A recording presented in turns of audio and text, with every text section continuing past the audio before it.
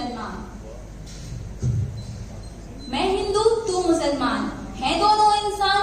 ला मैं तेरी गीता पढ़ लूं, तू पढ़ ले कुरान। अब तो मेरे दिल में है दोस्त बस एक ही अरमान, एक थाली में खाना खाए सारा हिंदुस्तान। परम सम्मानीय निर्णायक मंडल के सदस्य और सभा में उपस्थित सभी गणमान्य नागरिक, मैं सिबी जैन हिमाचल प्रदेश की राजधानी भोपाल से देशभक्ति एवं राष्ट्र निर्माण में युवाओं के योगदान में अपने विचार प्रस्तुत करती हूँ। प्रथमा संस्कृति विश्ववारा, हमारा भारत की संस्कृति पूरे विश्व में फैली हुई संस्कृति थी। हमारी संस्कृति इतनी समृद्ध थी कि यहाँ पर ऐसे ऐसे देशभक्तों ने जन्म लिया, चाहे वह 1857 की क्रांति में झांसी की रानी लक्ष्मीबाई हो या शहीद आजम भगत सिंह, आजादी की लड़ाई में योगदान देने वाले वीर सावरकर से लेकर महात्मा गांधी तक, सभी में देशभक्ति कूट कूट कर भरी रही। लेकिन आज आजादी के 72 वर्षों बाद देशभक्ति के मायने बदल गए हैं। देशभक्ति न मरने का नाम है न मानने का नाम है, देशभक्ति नाम है देश के बारे में कुछ कार्य करने का।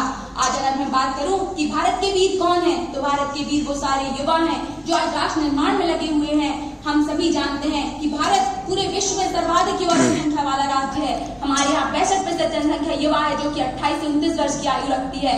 लेकिन यदि मैं बात करूं युवा की परिभाषा की, तो युवा वह होना चाहिए जिसकी गति हो वायु के समान तेज, जिसका चित्त हमेशा सकारात्मक हो, जिसका मन हमेशा ललक से भरा रहे नए विचारों के साथ। लेकिन आज हमारी विडंबना यह होती जा रही है कि हम तो अपनी मोबाइल की स्क्रीन में पूरी तरह से डूबे हुए हैं, पबजी गेम में डूबे शराब से भीगे हुए हैं, और तो और देशभक्ति तक पूरी तरह से लाचार हो जाती है। जब पटना में आई उस बाढ़ में रिक्शा वाला गर्दन तक भीगा हुआ था, रिक्शे के साथ था रिक्शा, उसकी रोजी रोटी थी। गुस्सा मुझे उन लोगों पे आता है जो अपने छत पर बैठ के उसकी वीडियो बना रहे थे, ना कि उसकी मदद कर रहे थे। आप सोच सकते हैं इस तरीके से क्या हम अपना राष्ट्र निर्माण कर पाएंगे? जी नहीं, राष्ट्र निर्माण इस तरीके से नहीं होता। यदि आपको राष्ट्र निर्माण करना है तो सबसे पहले अपने चरित्र का निर्माण करें। अपना चरित्र इस प्रकार से बनाएं कि आप जो भी कार्य करें, चाहे छोटा से छोटा कार्य हो, वो राष्ट्र हित के बारे में हो। स्वामी विवेकानंद जी कहा करते थे, अपने चरित्र निर्माण ही राष्ट्र निर्माण है।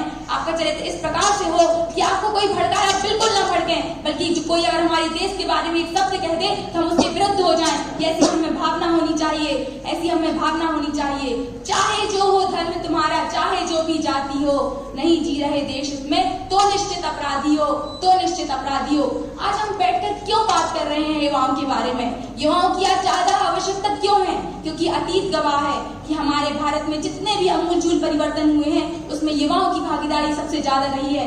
आज अगर मैं खेल जगत की बात करूं तो 400 मीटर की दौड़ में स्वर्ण पदक विजेता भारत की पहली महिला होने का गौरव प्राप्त करने वाली हिमा दास हो, या अंतर्राष्ट्रीय स्तर पर भारत को नोबेल पुरस्कार से सम्मानित करने वाले अर्थशास्त्र साहित्य का नोबेल प्राप्त करने वाले भारतीय मूल के अभिजीत बनर्जी हो, जो आज विदेश में रहते हुए विदेश की गरीबी के बारे में सोचते हैं। मुझे ऐसे युवा अपने भारत में चाहिए। लेकिन आज भारत का युवा बेरोजगारी से निराश है। क्यों जरूरत है हमें निराश होने की?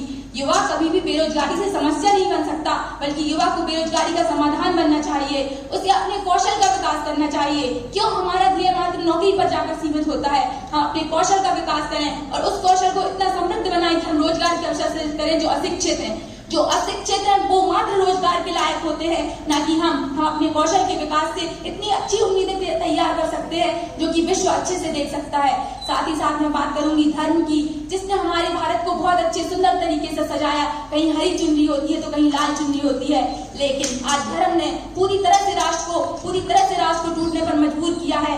धर्म वह होता है जो अनुशासन सिखाता है। धर्म अपने अनुयायियों को समाज में शांतिपूर्ण बनने का सदैव संदेश देता है। लेकिन कोई धर्म कभी गलत नहीं हो सकता, ना ही उसकी शिक्षा गलत होती है। गलत वे लोग होते हैं जो धर्म को समझे बिना अधूरे ज्ञान के बल पर मुखाबरी करते हैं, सांप्रदायिकता भड़काऊ भाषण देते हैं और राष्ट्र में ऐसी गतिविधियां उत्पन्न करते हैं जिससे राष्ट्र अपमानित होता है। बात करूंगी हमारे गाँव की, जो कि पूरा भारत आज गाँव में बसता है। लोग कहते हैं गाँव पीछे छूट गए हैं। पहले तो ये तो बताइए, आज का युवा पलायन करके शहरों की ओर आ रहा है। क्या उसका कर्तव्य नहीं बनता कि वो अपने गाँव को संभाले? आज उसको भारत में जितनी भी पॉलिसियां बनती हैं, हम उसे सबसे अच्छे से लागू करें, हम गाँव में लागू कर सकते हैं। युवा का कर्तव्य है कि वह वहाँ की समस्याओं को समझे, उसका समाधान निकाले, सरकार को उससे अवगत कराए। सबने जो पहचान बना के रखी ना कि एक सरपंच अधिक उम्र का व्यक्ति या 50-60 वर्ष का युवा होता है, तो आपको समझने की जरूरत है कि 21 वर्ष का युवा भी सरपंच हो सकता है। अगर सब कुछ चाहिए ना तो इस भोपाल जिले की खेड़ी अब्दुल्ला तहसील चले जाइए, वहां पर आपको सरपंच मिल जाएंगे। आप जानिए तो कितने कितने लोग हो रहे हैं, लेकिन हम बैठकर अपने मोबाइल में लगे हुए हैं। बात करना चाहूंगी हमारी शिक्षा की। आज हमारी शिक्षा पूरी तरह पूरी तरह से पाश्चात्य शिक्षा से घिरी हुई है। शिक्षा में विद्या का भाव मिलता है, विद्या अर्थात विनम्रता। आज हमारी मॉरल वैल्यूज पूरी तरह से चली गई है, जो कि भारतीय संस्कृति की जान हुआ करती थी। आज हमें पुनः विद्या और शिक्षा को जोड़कर नालंदा तक्षशिला जैसे विश्वविद्यालय लाके खड़े करने होंगे, तब कहीं हम राष्ट्र निर्माण कर पाएंगे। बात करूंगी प्रदूषण की, जिसने पूरी तरह से हमारी राष्ट्रीय राजधानी क्षेत्र को वैश्विक स्तर पर अपमानित किया है। क्या हमारा कर्तव्य नहीं है कि हम गाड़ियों के इंजन को ऑफ करके रखें? क्या हम दिवाली दीपों के साथ और पटाखे फुग्गों से नहीं फोड़ सकते?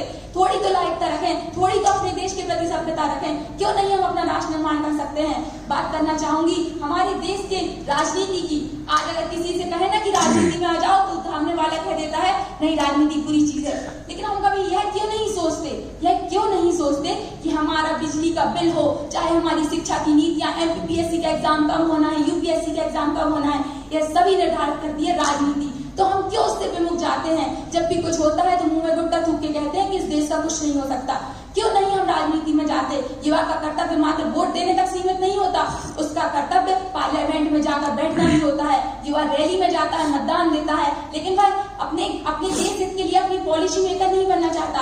आप राजनीति में आए और अपनी सलाह दें, यह आपका कर्तव्य होना चाहिए। अंत में यही करूंगी, बड़ी बड़ी बातें हमें राष्ट्र निर्माण में नहीं करनी, छोटे छोटे कदम उठाने हैं। जैसे मंदिर में जाते समय जैसे ही मंदिर दिखता है, सिर उठा लेते हो, सिर झुका लेते हो, तो एक बार याद रखना, जब कभी पानी का नल खुला हो ना, तो हाथ बढ़ा देना, कहीं अकाल में बैठा हुआ आदमी आपको जरूर आशीर्वाद दे रहा होगा। और यदि आशीर्वाद दे रहा होगा, हम अपने धर्म को भारतीय माने, हमारा संविधान हमारा धर्म ग्रंथ हो, और हमारा मतदान कभी भी हमारा अधिकार नहीं बल्कि कर्तव्य हो। हम मौलिक अधिकार के लिए तो बड़े आसानी से चले जाते हैं हाई कोर्ट, सुप्रीम कोर्ट, लेकिन कभी मौलिक कर्तव्यों को निभाना हमने कभी नहीं सीखा। यह हमको सीखने की जरूरत है। आज बात करूंगी कि जो होटल टपरे में छोटे बच्चे काम कर रहे हैं, उनकी स्थिति माध्यमिक शाला में हो, और वह बच्चा माध्यमिक शाला मात्र शिक्षा ग्रहण, मात्र माध्यम भोजन के लिए नहीं बल्कि अच्छी शिक्षा ग्रहण करने जाए, और शिक्षा को उद्देश्य मात्र उदर पूर्ति नहीं बल्कि अच्छे संस्कार होना चाहिए। ऐसी भावना हमें प्रेरित करनी चाहिए, तब जाके राष्ट्र निर्माण होगा। और जो हमारी स्वच्छता की हम गान गाते हैं ना कि भारत पाकिस्तान युद्ध हुआ तो हम सरहद पे जाके लड़ेंगे, लेकिन एक बात कहना चाहूंगी, युद्ध तो हम सरहद पर पौरुष दिखलाना चाहते हैं, इस्लामाबाद की धरती पर ध्वज फहराना चाहते हैं। अरे यौवन यह ख्वाब जरूर पूरा होगा, यौवन में वह ताकत है, शेरों के जो दाग गिरे रक्त में वही हिमाकत है। पर भारत वंशियों की भारत आज शर्म आती है बताने में, हम नाक से कोड़ने लगते हैं कागज का टुकड़ा उठाने में। अब बात इस बात की आती है कि भले खून न बहाए सरहद पर, एक छिलका अदब से उठाइए, बिना पवन के अमर तिरंगे सरहद पर फहराएंगे, सरहद पर फहराएंगे। इतना तो कर्तव्य कर लीजिए, तब जाकर हमारा भारत एक भारत नहीं जबकि श्रेष्ठ भारत भी नहीं, सर्वश्रेष्ठ भारत बन के आगे आएगा। और हम बात करते हैं कि सबका विकास सबका साथ, सबका साथ सबका विकास मात्र नारा नहीं है, बल्कि हमें मात्र अपने बल पर राष्ट्र निर्माण नहीं करना है, हमें अपने साथ कई लोगों को लेकर चलना है, क्योंकि एक अकेले बल पर राष्ट्र निर्माण नहीं होता, राष्ट्र निर्माण सबको साथ में लेकर चल के होना होता है। अंत में मैं अपने अंत में यह कहना चाहूंगी कि कंठोपनिषद में एक वाक्य जिसे रविन्द्रनाथ टैगोर ने अपनी अनुभूति से जन जन में फैलाया, उत्तिष्ठ जागृत प्राप्त 12 ही बोधन, उठो जागो संघर्ष करो जब तक कि आप सफलता को प्राप्त न कर लें।